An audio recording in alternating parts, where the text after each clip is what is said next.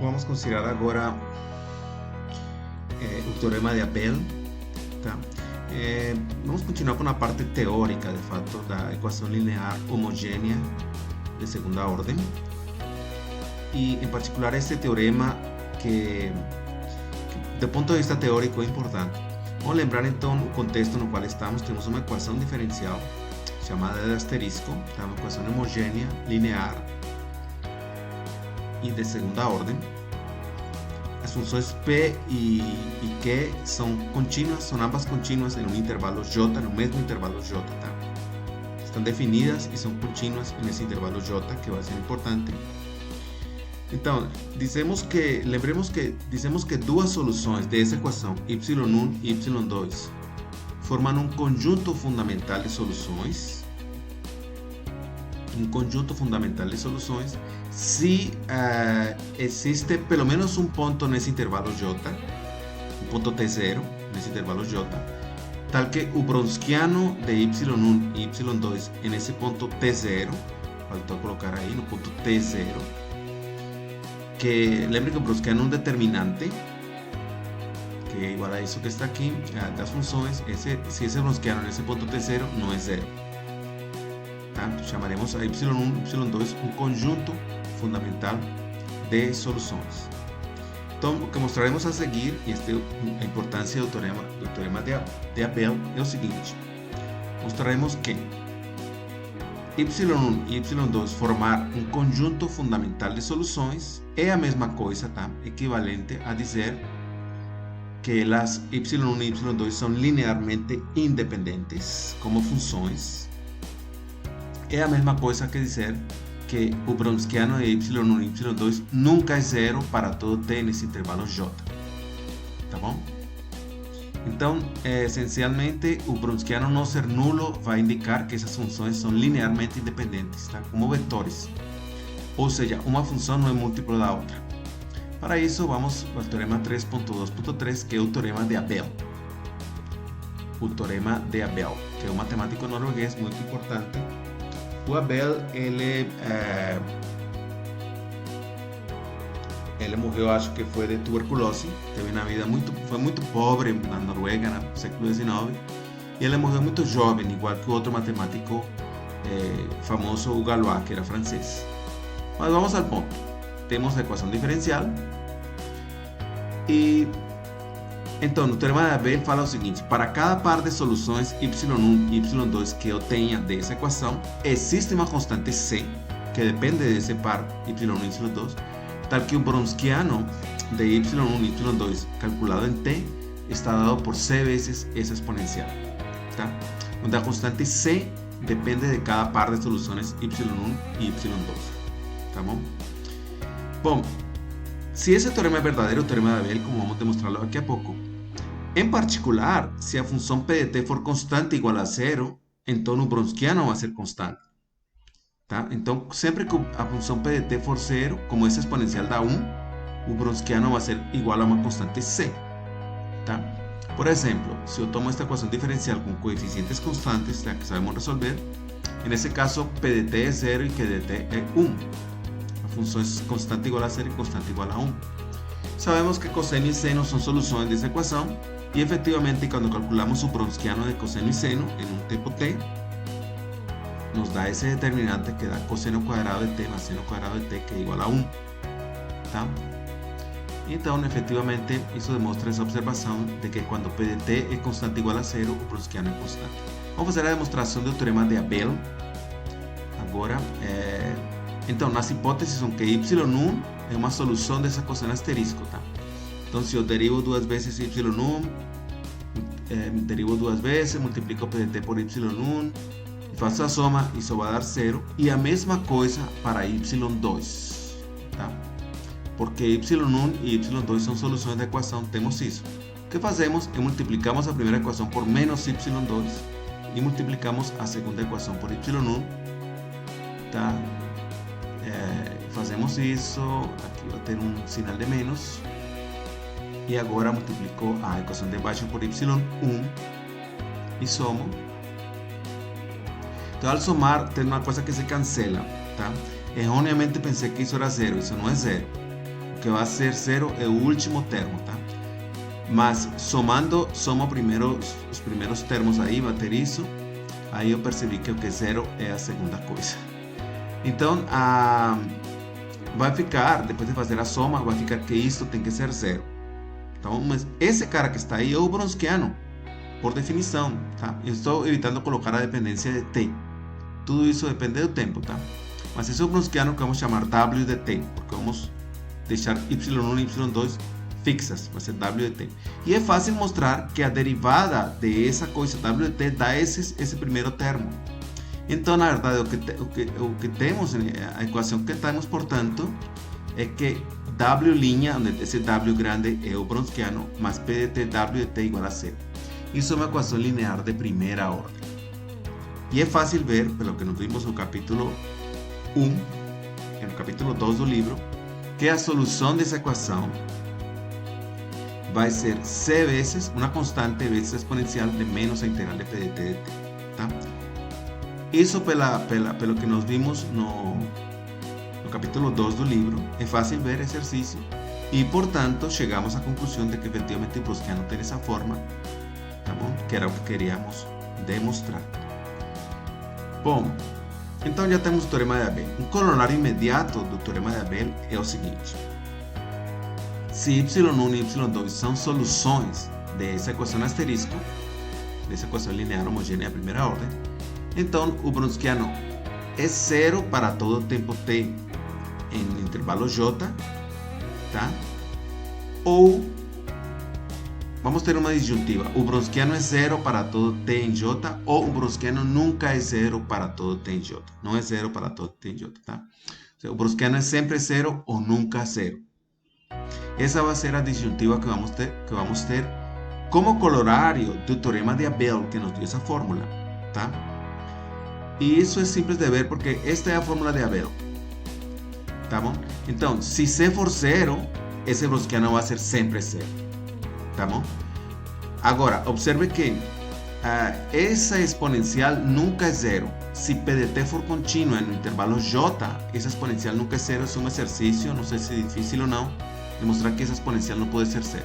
Então, se C é 0, o Wronskiano sempre é 0. E se C não é 0, o Wronskiano nunca é 0, tá bom? O Wronskiano nunca é 0. Então temos uma disjuntiva. Se o Wronskiano se anula, pelo menos em um ponto se anula sempre, tá bom? Isso para soluções de uma equação.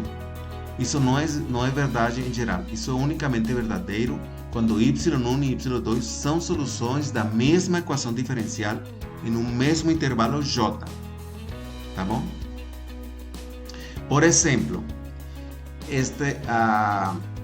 se o Wronskiano de duas funções y1 e y2 for igual a t quadrado menos 4, se o Wronskiano calculando me dá t quadrado menos 4, então y1 e y2 não podem ser ambas soluções da mesma equação diferencial linear homogênea de segunda ordem no mesmo intervalo j e que esse intervalo contenha t igual a 2 ou t igual a menos 2. ¿Por quê? Porque se esse intervalo contém t igual a 2, por exemplo, esse Wronskiano teria que ser sempre 0 ou nunca 0 nesse intervalo, tá? O Wronskiano, se são soluções y1 e y2 de uma mesma equação, ele não pode ser dessa forma, ele é sempre 0 ou nunca 0, tá bom? Então, isso cria uma certa confusão entre os alunos e tem que prestar muita atenção, tá? Nesta parte. Vamos ver então este segundo exemplo, no qual o intervalo j é o intervalo 0 infinito. Resulta que o livro calculou estas duas soluções, y1 igual a raiz de t, y2 igual a 1 sobre t, que são soluções dessa equação asterisco nesse intervalo j. Como foram achadas? Bom, foram achadas usando os métodos do capítulo 5 sobre séries de potência. Nós vamos falar só um pouquinho sobre esses métodos mais para frente. Em geral, é bem difícil resolver uma equação diferencial com coeficientes, funções variáveis.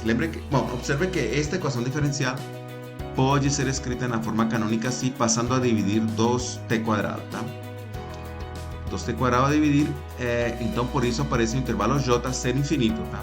Onde essas funções p e q são contínuas ambas. Esse intervalo j igual a 0 infinito. Tudo bem, isso indica que essa equação diferencial tem solução, dadas as condições iniciais, tem solução única nesse intervalo. Agora, se calculamos o Browniano dessas duas funções y1 e y2 em um t, me dá esse determinante, que as barras significa determinante, e quando calculo esse determinante, observamos que calculando tal exercício, esse determinante dá menos 3 sobre 2, caramba, pule aí, va a dar menos 3 sobre 2 a t veces a menos 3 menos sobre 2, que corresponde à fórmula de Abel. Bom, pulei infelizmente nessa parte muito rápido. Bom, lembremos que o que temos sempre é esta equação diferencial asterisco, tá? E vamos dizer então que duas funções formam um conjunto fundamental de soluções dessa equação se o Browniano não se anula pelo menos em um ponto t0 desse intervalo J, tá bom? Mas lembrando que temos esta disyuntiva quando y1 e y2 são soluções, o Browniano é sempre nulo ou nunca zero. Então vamos dizer que duas funções y1 e y2 formam um conjunto fundamental de soluções se o Browniano nunca se anula, tá? Porque vai ser equivalente a isso. O Browniano nunca se anula nesse intervalo. Conjunto fundamental de soluções vamos denotar como CFS.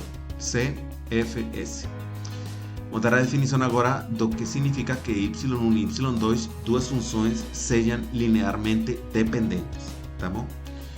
Então, duas funções são linearmente dependentes em um intervalo J se existem constantes C1 e C2, no ambas nulas voy a escribir como NaN, N-A-N, no pueden ser ambas nulas, tal que esta soma é a função constante igual a zero, tá? É sempre zero para todo t em J, y C1 y C2 no pueden ser ambas nulas. Então vamos dizer que são linearmente dependentes nesse intervalo, tá? Bom, nada melhor que vamos dizer que significa que sejam linearmente independentes. É a negação do enunciado anterior. Vamos dizer que y1 e y2 são linearmente independentes se existe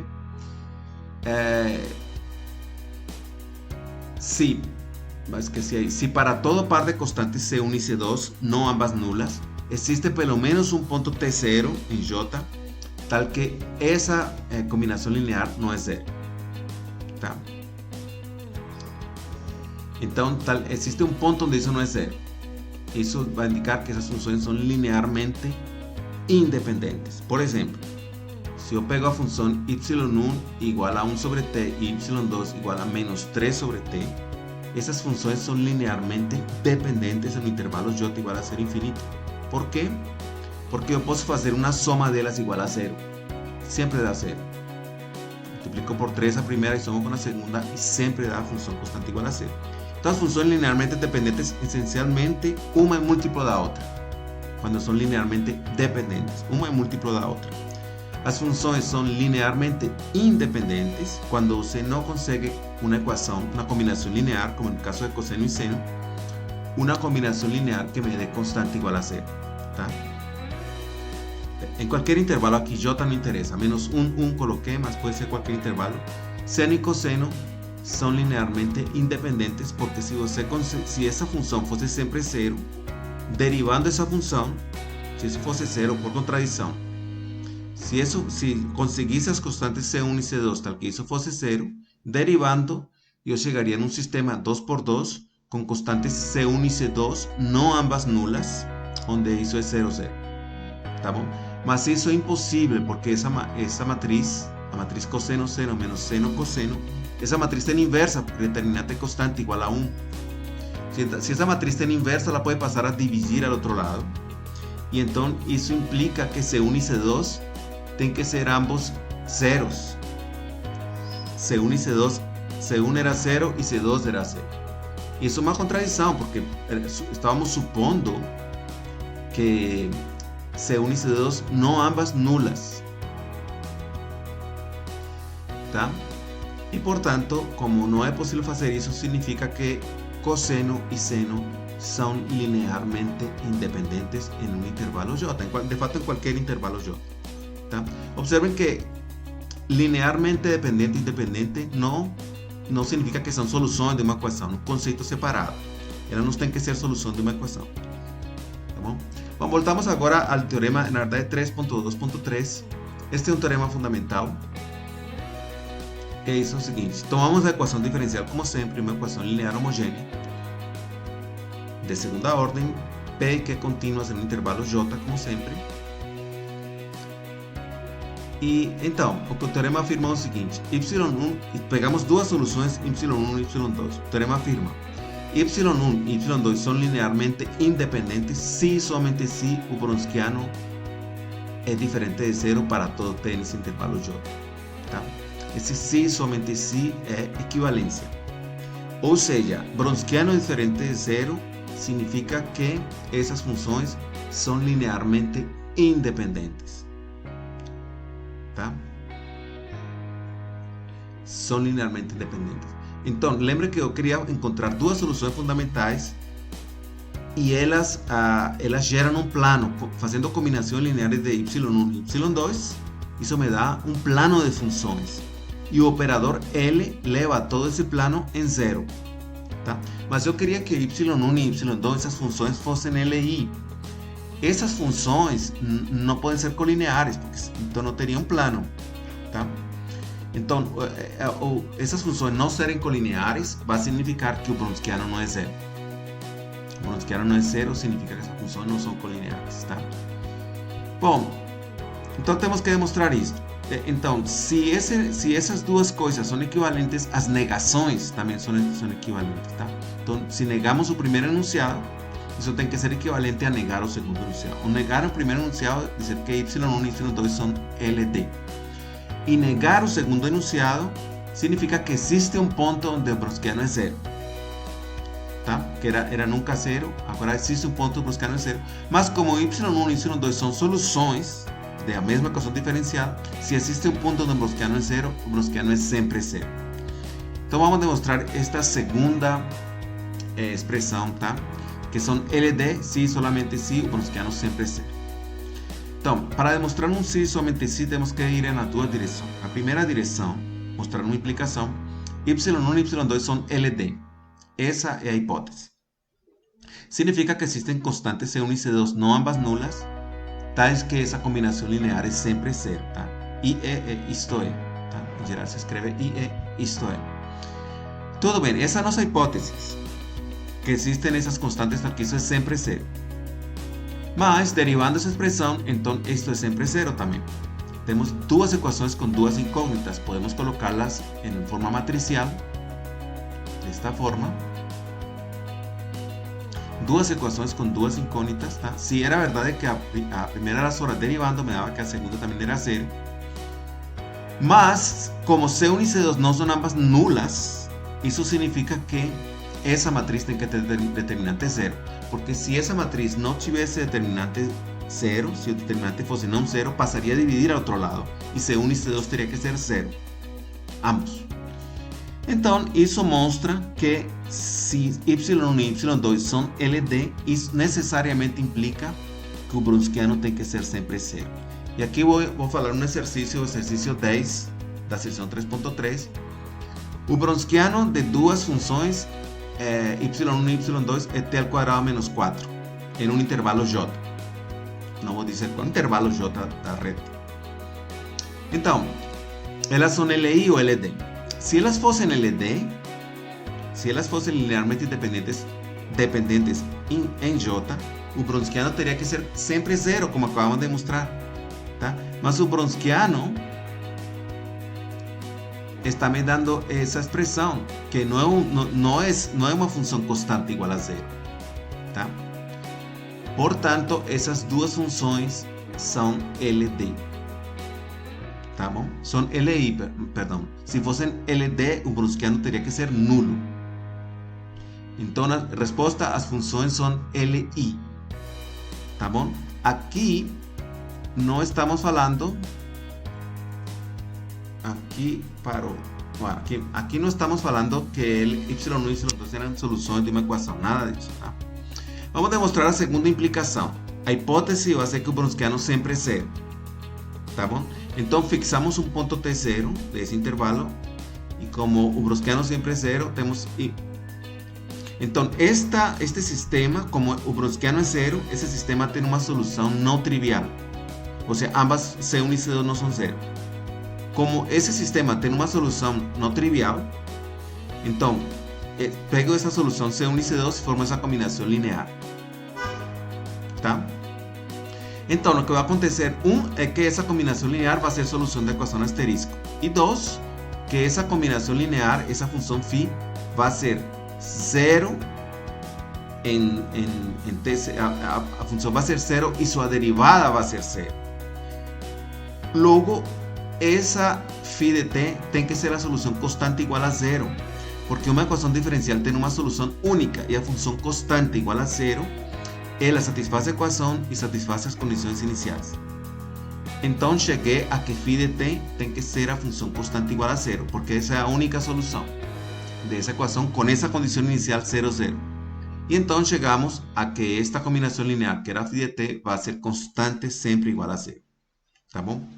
Então isso demonstra que se o browskiano é sempre zero, ou é zero pelo menos em um ponto, então as funções têm que ser LD. E aqui usamos, nesta parte, que y1 e y2 eram soluções da uma equação diferencial, tá? Esta parte usamos que eram soluções da mesma equação diferencial. Então tá bom, vamos parar por aqui, ficou um pouco apertado, mas vamos continuar então no próximo vídeo com outras coisas.